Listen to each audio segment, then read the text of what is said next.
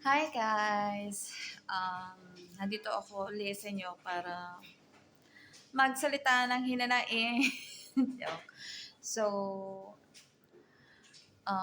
may gusto lang akong i-share sa inyo para makatulong din ako. Pero, syempre, sarili nyo pa rin desisyon yung masusunod. So, example, meron kaming mga bago sa kumpanya na tinanong ko kung magkano ang gastos nila nung nakapunta sila dito. Yung iba galing Hong Kong, yung iba galing Dubai, yung iba galing Saudi. So, yun. Ako kasi galing akong Dubai, tapos ang nagastos ko lang is 2,500. At sasabihin ko sa inyo is,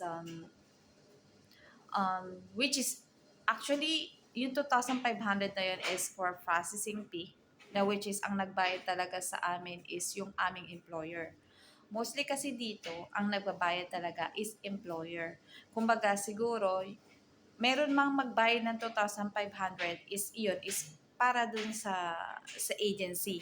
Pero which is employer talaga ang gumagastos ng lahat-lahat. Wala ka talagang gagastusin.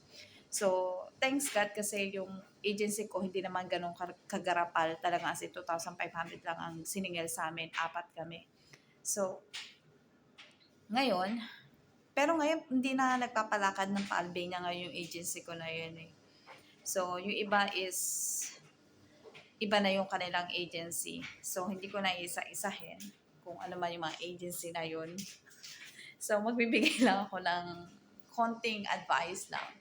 So, example, ang kinikita ko dito, sasabihin ko sa inyo is, kung worth it ba, pag-isipin nyo mabuti kung worth it ba yung pagbabayad nyo sa agency or yung gastos nyo, let's say na, ang sinasahod namin dito is 50,000 deck, which is equivalent lang niya is nasa 28,000 sometimes.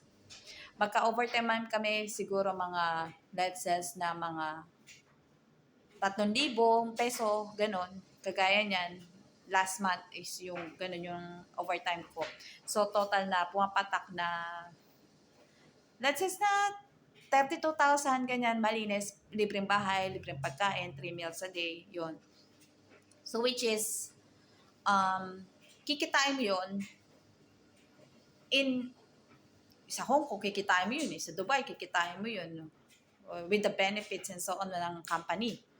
So, pero kung ang point ko is, gusto ko lang i-share sa inyo, kung kayo magbabayad ng 300,000 example or 150K or 100,000, sa tingin nyo ba worth it yun, yung gagastusin nyo sa sasahurin nyo?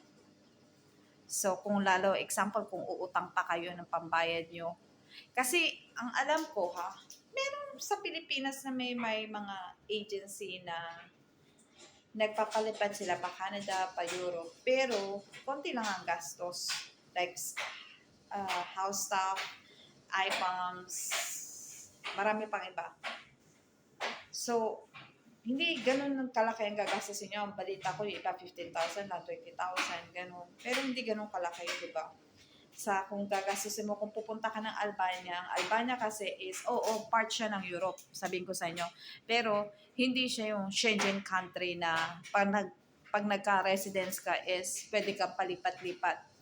Kasi, Schengen. Pero ito kasi, Europe siya, pero hindi siya part ng Schengen, hindi siya part ng Union. So, kung isipin nyo mabuti kung worth it ba yung babayaran nyo sa agency para lang makapunta dito.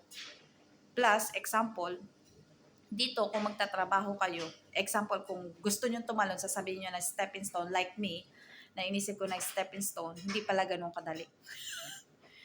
Alam mo yun na, kung kayo, susundin kayo sa airport ng employer nyo ng kakausapin pa na nila sa immigration bago kayo makalabas, bago kayo makapasok ng Albania. Ganon din kung kayo ay lalabas. Kailangan din kayong ihatid ng employer nyo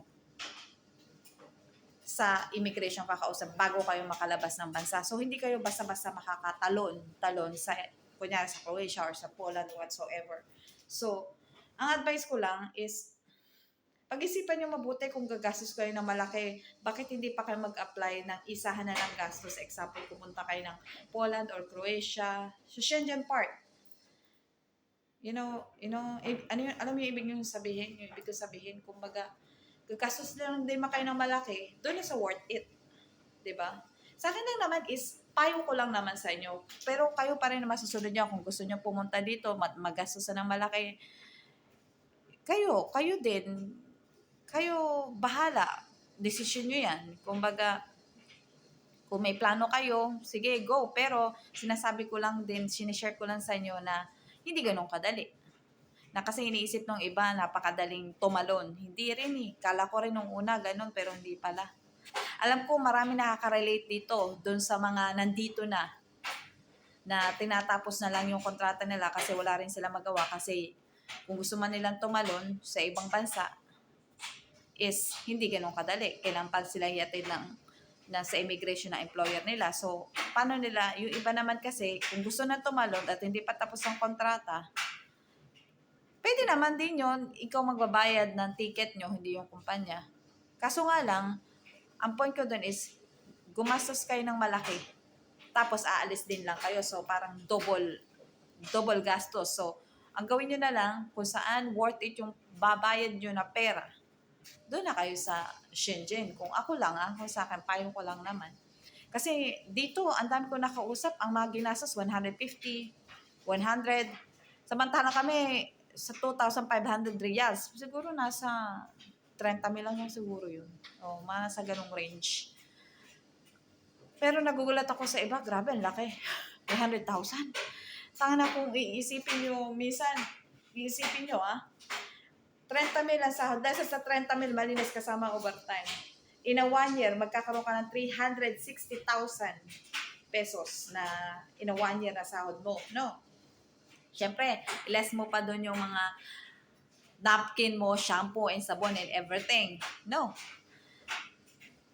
Pero, matitira ka ng 60,000. Siyempre, nandun pa yung gastos mo ng mga pambili mo ng mga anik-anik mo. Alam mo yun? 360,000 in a year. Ang gastos mo, 300,000 example. Alam mo yun? Matitira ka ng 60,000, tapos mga padala mo pa sa Pilipinas, di ba? So, lugi ka pa. Alam mo yun? Bale, ang kabig mo for the next year pa. Alam mo yun, isip-isip din minsan tayong mga Pilipino, hindi dapat tayo yung naging rush. Pag-iisipan natin mabuti. Hindi ganun kadali kitain ng pera, sa totoo lang. Ang hirap kitain. Baka mamaya pupunta pa kayo dito, tapos uutangin nyo lang, tapos magkano lang sahod nyo, nasa 30,000. Parang ako, ang sahod ko lang is $550. Pero pagdating ko dito is $500 lang ang sahod ko. Oh, hindi nasusunod yung kontrata. Sinasabi ko lang naman sa'yo, binibigyan ko lang kayo ng idea. So, kung kayo, kung gusto niyo pumunta, hindi ko naman kayo sinasabi na, hoy, huwag kayong pumunta dito. Bahala. Kumbaga, binibigyan ko lang kayo ng idea. Kung gusto niyo pa rin pumunta kayo kung gusto niyo. Kumbaga, decision niyo pa lang. Ang point ko lang is yung about do sa mga gastos papunta dito. Wow, ang laki. Kasi talagang employer ang gumagastos para makapunta kayo dito. Lahat ng nabalitaan ko, talagang nagtanong-tanong din ako, employer talagang gumagastos sa mga pag kayo pupunta dito. Kumbaga kayo, yung bibigyan nyo sa agency yun. Pero bayad yun ng employer lahat. Kahit ultimate ticket, bayad yun ng kasi ganun yun sa amin eh. Ganun yun sa agency ko. Yun lang guys. Yun lang masasabi ko. Binigyan ko lang kayo ng tip. Para mag-isip-isip kung kayo ay gagastos ng 300,000, 150,000 savings na yun eh. Pero kung okay lang gumastos ng ganong kalaki, kung kayo pupunta ng worth it naman sa Shenzhen, talagang yun. Alam mo yun, oo, Europe to. Maraming sinasabi ko daw na hindi to Europe. Europe to, Southeastern to Europe. Pero, I mean is, doon na kayo sa worth it. Yun lang guys, ang masasabi ko. Binigyan ko lang kayo ng tip. Kasi may nabalitaan lang ako na gano'n ang pangyayari na ang daming bago na 150, 100,000, meron pa 300,000. Oh my gosh. I can't believe that. Ganun kalaki. Savings na yun pang konting negosyo na yun sa Pilipinas, pang unti-unti, alam mo yun. Yun lang guys. Sana natulungan ko kayong mag-isip. Well, it's up to you pa rin po. Yun lang masasabi ko. See you again next time, guys.